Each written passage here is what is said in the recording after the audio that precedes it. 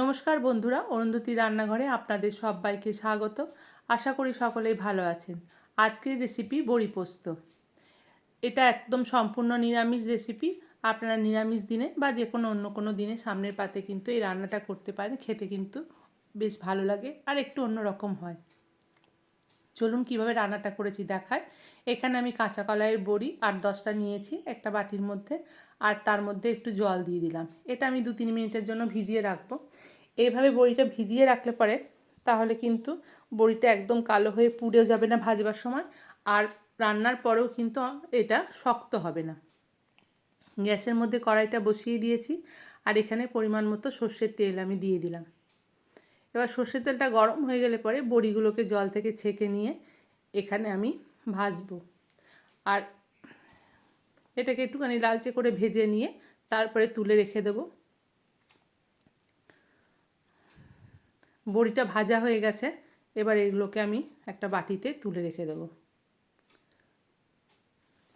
এবার ওই তেলটার মধ্যে আমি একটু পাঁচফোড়ন দিয়ে দিলাম, আর একটু টুকরো করে কেটে রাখা টমেটো, দুটো ছোট ছোট টমেটো কেটে রেখেছিলাম, এই দুটো টমেটো এর মধ্যে দিয়ে দিলাম।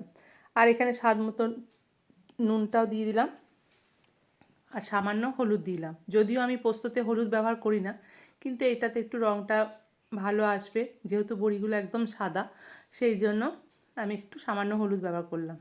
আপনারা না চাইলেও ব্যবহার না করতে পারেন। এখানে আমি টমেটোটা ভালো করে ভেজে নিয়েছি।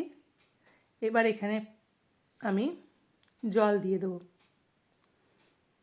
এটা একদম গা মাখা করে রান্না হবে, তাই খুব বেশি জল দেবো না। টমেটোটা ভালো করে সেদ্ধ হয়ে যাবে, আর বড়িটাও একটু যতক্ষণ না সেদ্ধ হবে। তো জলটা ফুটে যাওয়ার পর তারপরে আমি বড়িগুলোকে এর মধ্যে দিয়ে দিলাম।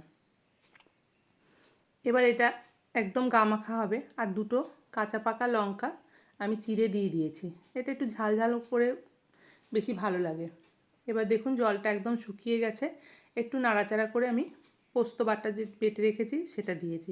পোস্ত বাটাটা আমার আজকে একটু পাতলা হয়ে গেছে, কারণ মিক্সিতে করেছি। এবার মিক্সি ধোয়া বাটিটা জলটা নিতে গিয়ে এবার একটু পাতলা হয়ে গেছে। যাই হোক, একটু সামান্য ফুটিয়ে নেব, যদিও পোস্ত দিয়ে বেশিক্ষণ ফোটালে পোস্তর স্বাদটা চলে যাবে।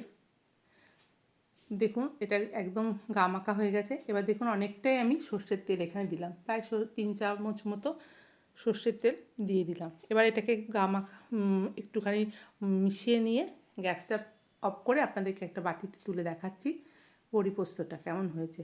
দেখতে কিন্তু খুব ভালো হয়েছে, খেতেও কিন্তু খুব ভালো লাগে। আমার ভিডিওটা যদি আপনাদের ভালো লেগে থাকে তাহলে অবশ্যই একটা লাইক, কমেন্ট, শেয়ার এবং চ্যানেলটিকে সাবস্ক্রাইব করে দেবেন। পাশে থাকা বেল আইকনটা প্রেস করে দেবেন, সবার আগে নোটিফিকেশানটা আপনার কাছে যাবে। ভালো থাকবেন, সুস্থ থাকবেন। দেখা হবে নতুন একটা রান্নার ভিডিও নিয়ে। ধন্যবাদ।